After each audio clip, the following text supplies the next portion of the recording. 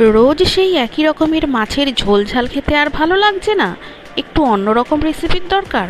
তাহলে আজই বানিয়ে নিন এই রেসিপিটি। আজ আমি বানাবো বোয়াল মাছের টক ঝাল। এখানে বোয়াল মাছ কিন্তু ধুয়ে নুন হলুদ মাখিয়ে আমি কিন্তু সব ভেজে তুলে নিয়েছি, দেখতেই পারছো।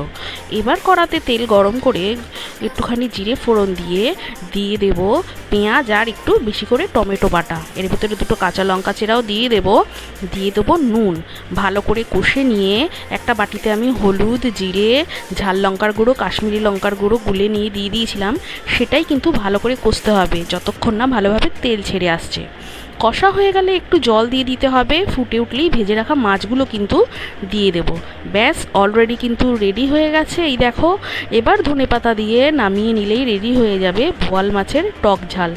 একবার করে দেখো, খুব ভালো লাগবে। আজ আসি তাহলে, টাটা।